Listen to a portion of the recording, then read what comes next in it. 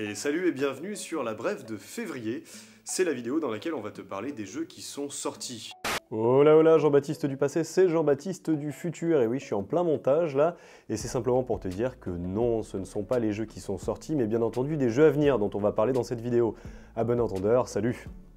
Alors je ne sais pas si tu l'as remarqué, mais il n'y a pas Mehdi, c'est pour une bonne raison, il a déménagé à Montpellier. Alors on va essayer un nouveau format pour la brève, pour que vous puissiez en avoir une chaque mois. On va tourner chacun chez nous, et les moments où on n'arrivera pas à le tourner ensemble, hein, et on va essayer de coaguler tout en mode Frankenstein pour vous faire une brève qui tienne la route. Alive! It's alive! It's alive! Donc n'hésite pas à nous mettre dans les commentaires tes retours sur ce nouveau format, sur cette nouvelle manière de faire, et aussi n'hésite pas à nous donner des informations et des idées si tu as des idées pour améliorer le format. Pour cette vidéo, c'est Mehdi qui va te parler de deux choses, et moi je vais te parler d'une seule chose, de Wyrm. Et c'est parti!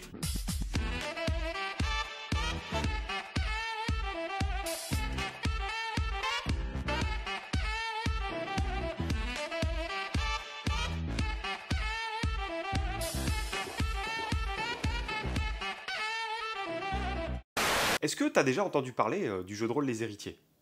Car le 3 mars prochain, sur la plateforme Ulule, le département des sombres projets va proposer son premier financement participatif pour développer une gamme. Si jamais tu ne connais pas le département des sombres projets, eh bien c'est tout simplement l'éditeur qui a publié la gamme de Wasteland et celle de Moonblade. Mais du coup, qu'est-ce que c'est? Eh bien, c'est un jeu qui va te permettre de te transposer à la belle époque, à savoir la fin du 19e siècle ou le début du 20e jusqu'en 1914. Sauf qu'on n'y joue pas des êtres humains, on joue des faux semblants. Il s'agit de fées qui sont soit traditionnelles, comme des vampires, des elfes ou des ogres, ou des fées plus contemporaines, comme des fées d'électricité. Bien évidemment, la nature féerique et surnaturelle des personnages leur confère de grands pouvoirs. Mais comme le genre humain n'est pas très porté sur l'acceptation de gens différents de lui, eh bien tu te caches sous une apparence humaine par magie. Ça se présente comme un univers a priori polyvalent, qui va donc te permettre des scénarios assez variés, hein, de l'enquête, de l'action, de l'intrigue, etc.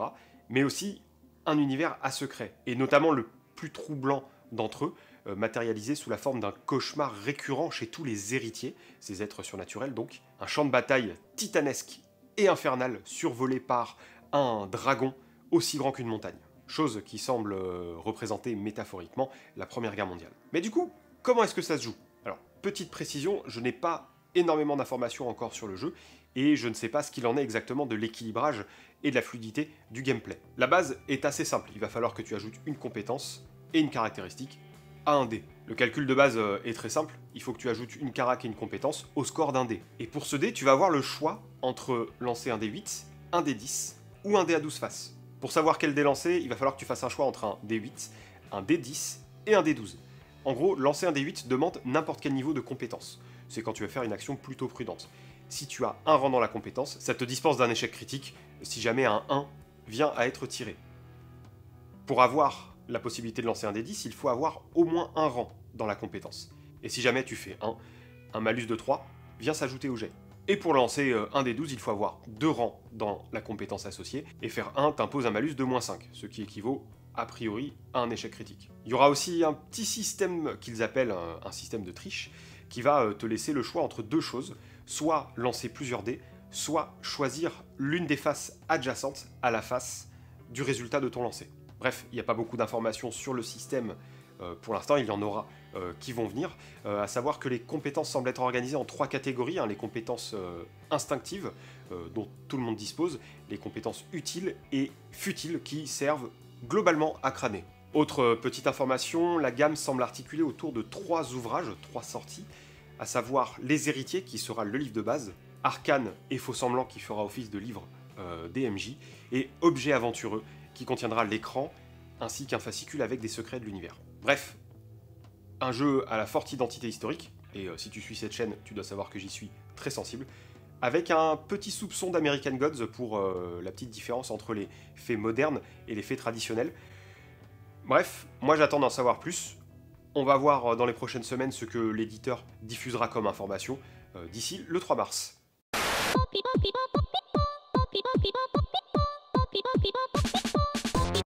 Et c'est à mon tour de te parler de Worms. Worms, qu'est-ce que c'est? C'est un jeu de rôle préhistorique qui va être édité chez Black Book Édition. Le financement participatif est maintenant fini sur la plateforme Game on Tabletop et le premier pledge sera à peu près à 59,90 €. Alors, avant de savoir ce qu'il y a dedans dans le financement participatif, je vais un peu t'expliquer ce que c'est Worms. Ce jeu de rôle préhistorique est un jeu de rôle d'Emmanuel Roudier, qui n'en est pas à sa première mouture, car en effet il y a eu une première version qui était disponible sur internet. Emmanuel Roudier, c'est un peu le gars qui va tout faire dans son univers de jeu, c'est lui qui a créé le jeu, le système, c'est également lui qui va illustrer le jeu. Et on ne s'arrête pas là, car dans le financement participatif, il y a également une bande dessinée qui a été scénarisée et dessinée par Emmanuel Roudier. Alors au programme de ce jeu de rôle, vous allez incarner soit un homme ours, soit un homme long, deux ethnies d'hommes préhistoriques, qui vont avoir différentes compétences liées au monde de la préhistoire, alors du chamanisme, du spiritisme, savoir quelles plantes manger pour guérir, ou également simplement savoir tailler des os. Du point de vue du système de jeu, vous allez lancer 2 dés à 6 faces pour savoir si vous avez réussi votre action par rapport à un seuil de difficulté. À l'intérieur du financement participatif, il n'y a que des choses quasiment classiques, à savoir une carte des terres ancestrales, le livre d'aventure, le livre de jeu, il va y avoir également des cartes d'état qui, elles, sont illustrées par le créateur du jeu, Emmanuel Roudier, et un magnifique écran de jeu. Sans oublier des fiches de personnages joueurs, mais bon ça, je vais pas non plus en faire tout un plat, ça commence à être assez classique dans les financements participatifs, même si c'est très utile. Alors dans l'ensemble, c'est un jeu qui va s'adresser à des personnes qui aiment jouer un peu dans un monde historico, fantastico-mystique en fait. On va jouer donc des hommes des premiers âges, un peu comme à la Far Cry Primal, d'accord, pour ceux qui ont joué. Mais également, c'est pour ceux qui aiment bien collectionner des jeux dont les univers sont assez particuliers, car on a rarement vu des jeux de rôle dans lesquels on va incarner un homme préhistorique qui va vivre des aventures chamaniques. Bref, je suis assez curieux de voir ce que ça va donner à la sortie, et en tout cas le matos a l'air extrêmement bien chiadé, donc foncez, ça a l'air vraiment cool. Troisième et dernier projet dont on te parle dans cette vidéo, Lieu d'aventure et Maze Rats, en VF, désolé pour l'accent, par les 12 singes sur la plateforme Game on Tabletop. En fait, très exactement, ça va proposer 2 jeux, ou plutôt 2 modules. On a d'un côté Lieu d'aventure qui comporte 300 pages, un peu plus de 300 pages je crois, de plans de lieux, de châteaux, de bourgades, de villages, avec un détail en termes de background et une compatibilité des 5. Et ensuite de l'autre côté il y a Maze Rats, qui là est divisé en 2 petites parties. Il y a le corps de texte ajouté et corrigé par les 12 singes, donc à savoir un système de jeu revu à la hausse pour le rendre un peu plus épique, ainsi qu'un ajout de background et de campagne de jeu. Et de l'autre côté, il y a simplement la traduction originale du texte de règles. Règles plutôt simples parce qu'il te suffira de lancer 2d6 plus une carac compétence et d'arriver à 10 pour réussir un test. Hélas, on ne trouvera pas beaucoup d'informations sur les règles du jeu. Alors déjà, tu vas les trouver dans la section news du projet et pas dans le corps de texte, ce qui, à mon sens, est un peu dommage en termes de lisibilité. Mais, même avec ça, les règles ne sont pas très détaillées. Il va falloir que tu ailles sur le site du Fix, qui détaille avec moult et moult détails le système de jeu. Et j'avoue qu'un petit kit d'intro ou un peu plus de détails sur le projet lui-même aurait quand même été assez sympa. En revanche, côté univers, le teasing est plutôt bien fichu.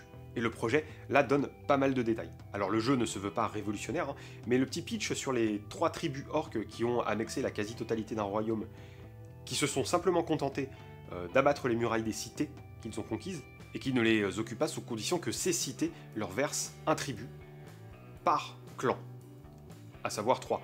Donc en gros, il y a une tribu qui vient voir ces cités pour ramasser l'impôt, et si jamais les êtres humains sont récalcitrants, les 2 autres viennent se payer sur la bête en pillant, massacrant, détruisant et égorgeant. Il y a un certain degré de qualité, très agréable à voir sur les visuels, que ce soit les personnages, les cartes, les plans, etc. D'ailleurs, le projet fait un gros focus sur ce point-là. Il semble que les productions de toute beauté de chez The Architecture Art et dans les bâtisses et artifices des Casus Belli ont fait des émules.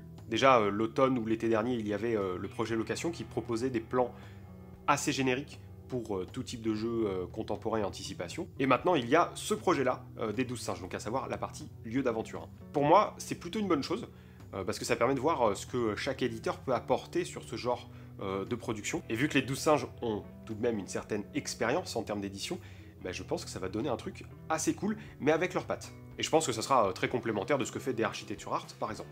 Pour parler des coûts, des contreparties et des options, on est sur un format assez habituel des 12 singes, hein, donc il y a des jeux d'autres gammes qui sont proposés en option, ainsi que pas mal de matos supplémentaires, donc il y en a peut-être même un peu plus que d'habitude. Cela dit, le point que je voulais aborder dans cette vidéo est le passage sur les contreparties boutiques. Alors comme tu le sais probablement si tu suis cette chaîne, je travaille en boutique depuis un certain temps et je vais m'attarder un peu sur ce point-là, si tu le veux bien. Alors d'un côté, en termes de quantité-prix et de qualité-prix aussi, on est sur un truc qui semble assez cool. Tu as 2 offres concernant Lieu d'Aventure et Mezrats. Tu as un 5 acheté, 1 offert. Et ça c'est très généreux parce qu'il y a très peu de cas où ça arrive dans le circuit de la distribution. Sauf qu'il y a un petit pépin en termes de pratique. Admettons que je sois une boutique qui souhaite prendre un pack de chaque pour être le plus adapté possible à la demande. Mais je vais me retrouver avec 25 livrets, 6 paquets de cartes, 6 planches de plans et 6 pochettes d'aventure. C'est plein de matos en vrac qui, soyons honnêtes, est assez difficile à mettre en avant et à vendre en boutique. Du coup, c'est un peu prohibitif pour la plupart des boutiques, puisqu'on va avoir plein de trucs qui vont rester sur nos bras pendant un long moment. Donc il va se passer une chose très simple, ça sera commandé quand ça sortira chez le distributeur, en l'occurrence Novalis. Il y a encore pas mal de boutiques qui sont réfractaires au financement participatif. Alors, on n'est pas là pour faire un débat sur si ce modèle économique est une bonne chose ou une mauvaise chose, mais force est de constater que si les maisons d'édition veulent que les boutiques passent le pas, il faut proposer des packs plus abordables. Il y a notamment BBE et Dead Crows qui proposent des packs de 3 bouquins qui sont beaucoup plus abordables. Ça fait des financements qui se mettent à la portée des boutiques et qui proposent un matériel qui est plus pratique à utiliser en magasin. Bref, c'est un point qui est assez dommage pour ce financement, car je pense que Mezrats et Lieu d'Aventure peuvent apporter vraiment un truc super cool dans un rayon de jeu. Si tu veux voir la tronche du financement, t'as le lien dans la description de la vidéo. Ça vaut le coup d'œil à mon avis, malgré mes petites récriminations. J'ai bien envie de voir la tronche que ça aura à la sortie. Et oui, hélas, la brève de février, c'est fini. Et il n'y avait pas Mehdi, ça fait un peu bizarre de tourner tout seul devant la caméra sans avoir ce guignol là qui fait des trucs de dingo. Enfin, je dis ça, mais c'est pareil pour moi. Mais j'ai décidé de promouvoir une autre personne, à savoir Truitman. Et oui, et c'est lui qui va tout ranger à la fin de la vidéo. Alors, vous avez vu ses yeux de merlan frit, mais on ne dirait pas, il est efficace. Bref, je te souhaite donc une bonne soirée, une bonne matinée ou une bonne journée, selon l'heure à laquelle tu nous regardes, et n'hésite pas à nous laisser des commentaires sur la vidéo, à t'abonner sur YouTube et à nous suivre sur Facebook. À la prochaine. All right, gentlemen, I want you to repeat after me just how I do it. Ready?